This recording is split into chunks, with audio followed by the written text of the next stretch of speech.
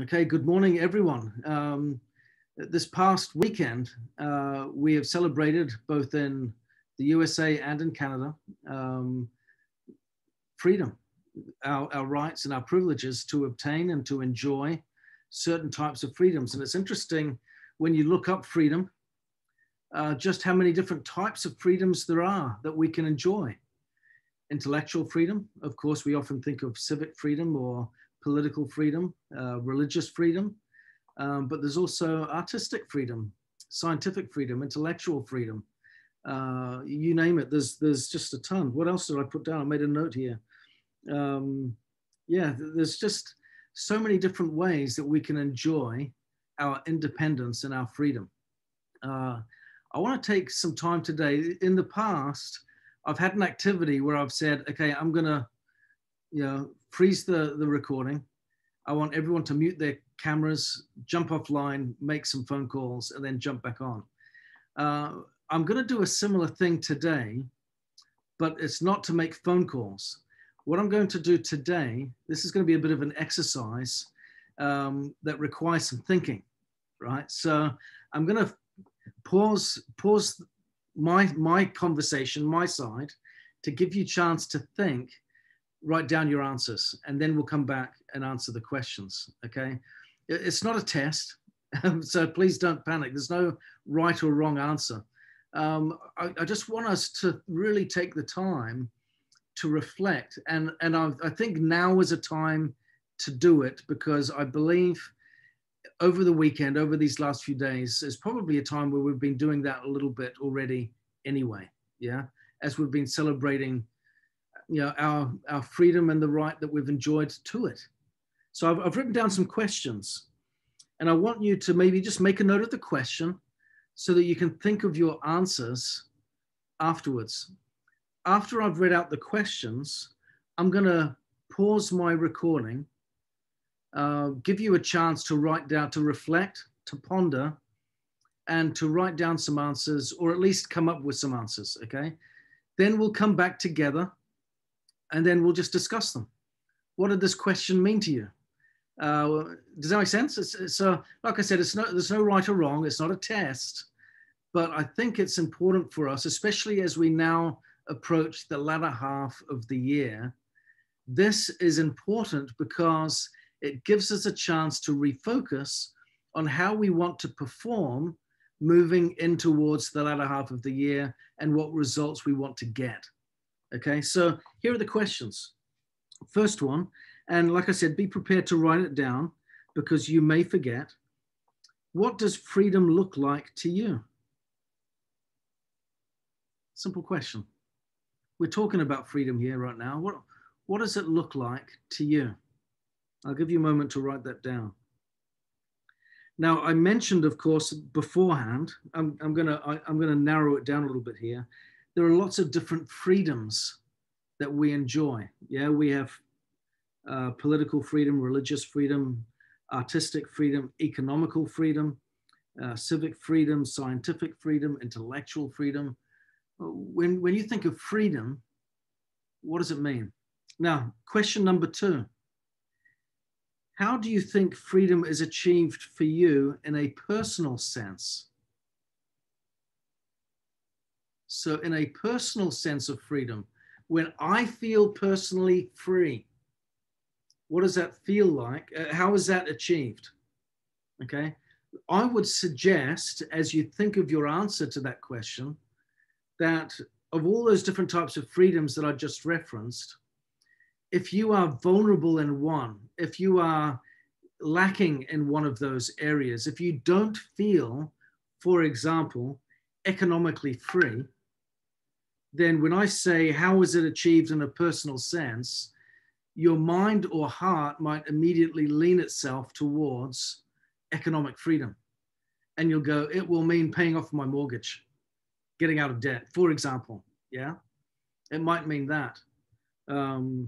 So be mindful of where, just pay attention to your feelings in that question.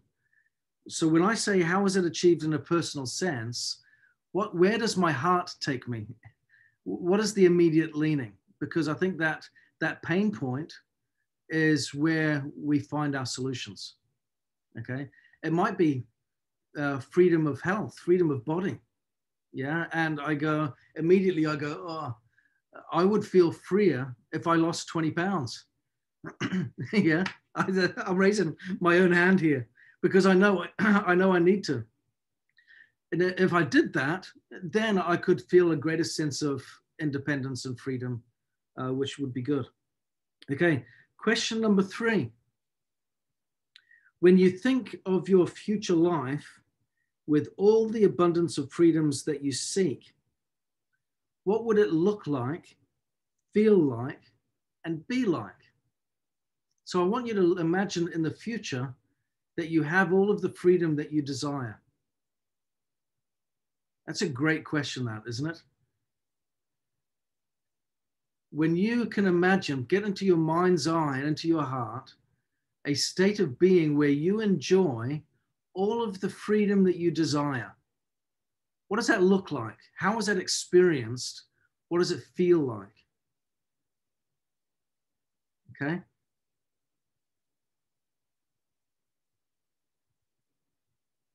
I don't want to give too many questions. I'm wondering now if I've written down too many questions. We'll see how we get on. I've just got 3 more. Okay, I want you to go back. This is the next question. Go back 5 years to your earlier self. What counsel would you give yourself in pursuit of that freedom?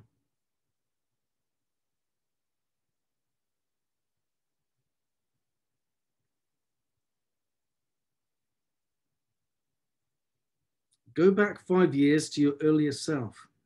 What counsel would you give yourself in pursuit of that freedom? Now, of course, we've often been asked a variant of that question, haven't we? Go back 5 years to your former self, and what would you tell them? What would what advice would you give on a particular subject? We often have heard some type of variant of that kind of question. Here's another question that maybe we haven't always asked. I want you to imagine your future self coming to you now. So you're now experiencing that, not 5 years ago, where you are now playing catch up. Your future self is coming to you today. That would be a great interview, wouldn't it? Your future self from 5 years' time is coming to you today to talk about what you can do to enjoy the maximum abundance of freedom that you desire. They've achieved it. They know what it takes. They're living it. They're enjoying it. What do you think they would tell you to do now that maybe you aren't doing? And now, final question. How might Nikken help facilitate this experience of freedom that you want? How might Nikken facilitate this type of experience of freedom that you want?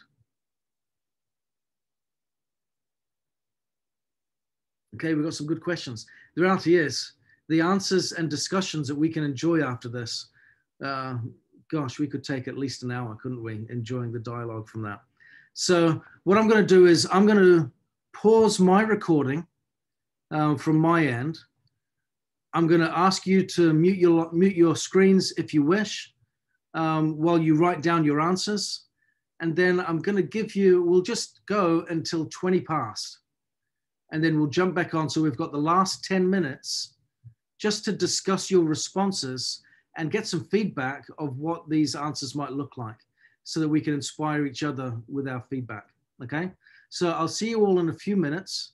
You've had some chance to consider now while we've been talking. So I'm going to pause. Did you hear what that just said? Does that come across at your head? Lorraine, go back for just a second. Give us your answer one more time. We've come back. We're now discussing the answers. What does freedom mean to you? Give us your answer. Well, I felt good to rant. Yeah. With no interference so of all the desires and choices I have to make for my life, I'm not coming out as clear as I did before, but I have a heavy feeling of interference with all the rules and regulations that we face ourselves in, the do's and the don'ts, and we should and we shouldn't. And I really feel very hampered with that, and when it applies to freedom. And in order to counter that, every day I have to get up and really delve into positive affirmations and look at myself in the mirror and say it's going to be a good day. And it's sometimes it's tough to do. And when you go to bed with some heavy feelings and wake up and you say, oh my God, do I have to feel, how am I going to be free today? But it really sits heavy sometimes when you really think of that restriction. Yeah, it's true. It's interesting. You just raised a great point. The antithesis of freedom. Yeah, how does that feel? It feels very heavy and burdensome, doesn't it? That's a really good point. Jeannie, you've got your hand up. Yes, good morning. For me right now, it is freedom from comparing myself of where of people that I admire and that kind of a thing in an unhealthy way. So allowing myself to be who I am, and it's a self-image thing probably. Yeah, I like that. It's we have a lot of comparison in the world today, don't we? So, being able to free ourselves from the inclination to that is liberating. It is liberating. I think the more we can do that, the better. Okay, how is it achieved in a personal sense? Anyone? Where did your mind and heart go to when it was Mary?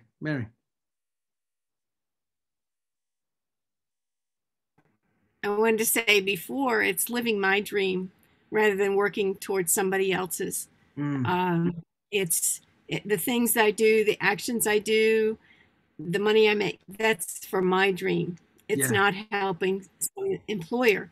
And so it's very real and it's very personal. So it's sort of, the two questions sort of blended for me.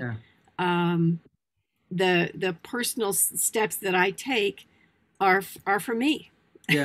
My business, my life, our family's life. Yeah, I like that. It's achieving your own dreams and aspirations. Yeah, I love it, and the ability to pursue them, which is wonderful. Sue. For me, I mean, been a nurse for 40 plus years. So it's always planning. You have a plan, you have to assess, and then you have to plan, and then you implement, and then you revisit that plan and make your adjustments. And so most of the things I can control in my life, and when I have a desire or I'm working towards something, I have to have that plan, and I have to work it and adjust it, and keep doing that. But there are so many things that are out of our control, and so those things I have to pray about those things, because the things that I can't control upset me, and if I let that happen too much, I get a little crazy. So I've just learned that the things that you can't control, you have to pray about, give off to a higher being. There has to be some way that you can manage that, or at least for me, that's how I manage that part of it. But the rest of it is, I have to have my plan. I have to have a plan, and that just calms me right down. That's how I do things. Yeah, you raise an interesting point here, that freedom, there's a paradox with freedom in that there are rules that need to be included in order for freedom to exist. I know you were saying that there are restrictions that apply, and that can be frustrating, but I'll give you an example. As I was driving out I was with my family the other day, one of my kids observed something really interesting. He says, isn't it interesting how we put our lives really at risk when every time we jump in the car and we drive, because we are doing that on the assumption of a mutual agreement with the other people on the road that we will all stay within our lines and we will stop at the red lights when they appear. He said one could easily choose not to do that and to cross the line and to go through the light, but they don't. He said, why don't they do that?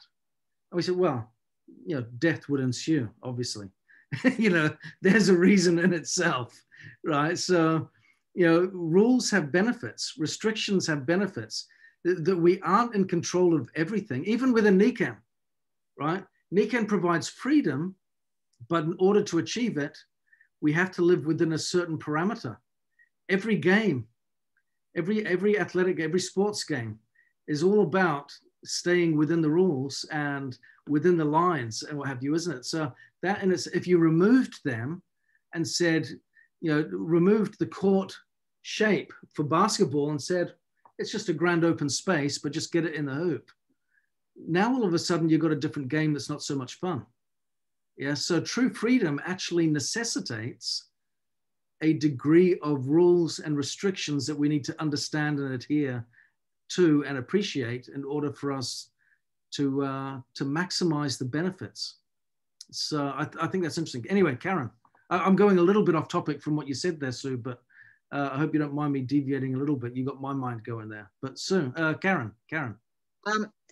Yeah, I'd like to expand on that a little bit, because I said, and this was for the first question, living with joy, knowing that I'm fulfilling my purpose, which is bringing peace through a better quality of life to others.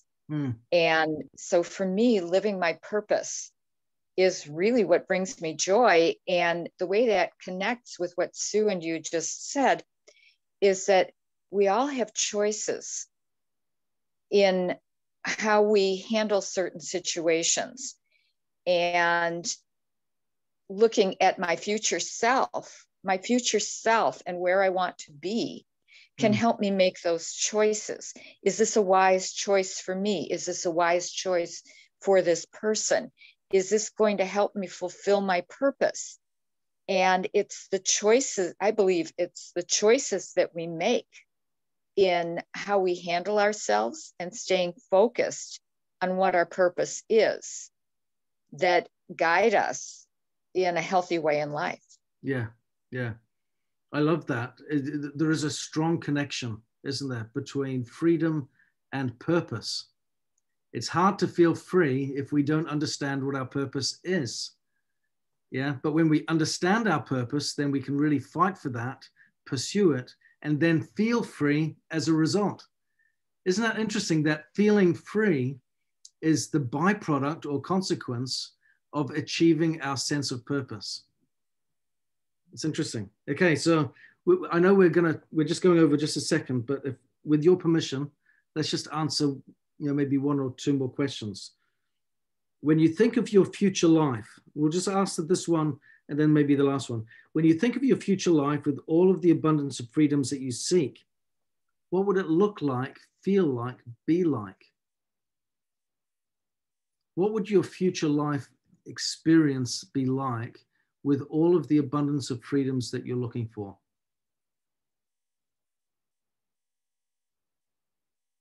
Ruth. I'll share.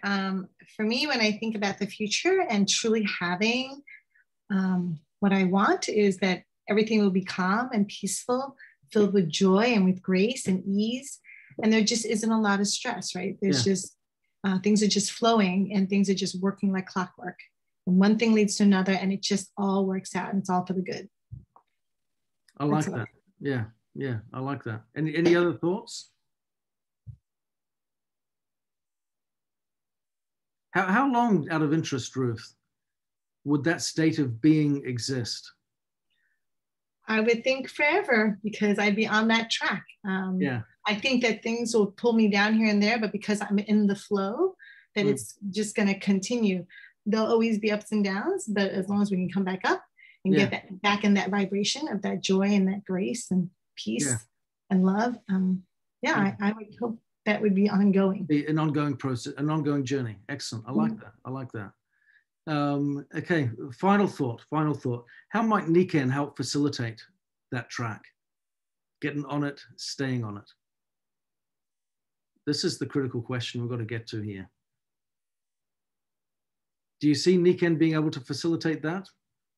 We've got a lot of different freedoms here that we've talked about, helping us fulfill our purpose, discover our purpose, be in alignment with our purpose, share our purpose, make a difference with others as a consequence, feel that sense of liberty and freedom that comes into our lives as we experience it, that sense of well-being that isn't just physical, but emotional and mental and everything, because we are aligned and we are enjoying a fulfilling, abundant life of freedom. How would Nikken help that?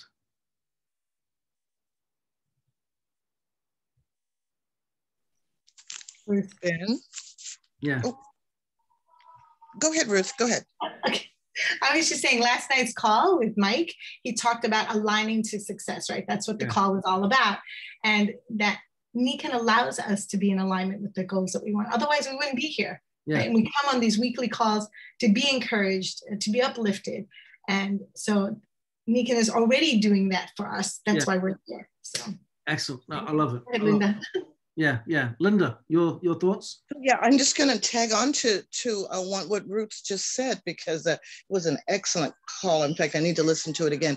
And because we have all these wonderful tools, like your wonderful calls every Tuesday morning, Mike's calls, we have Vance, we have Linda Morris, we have Gary Linder, we have all these tools in place, and we can invite people if they're just curious.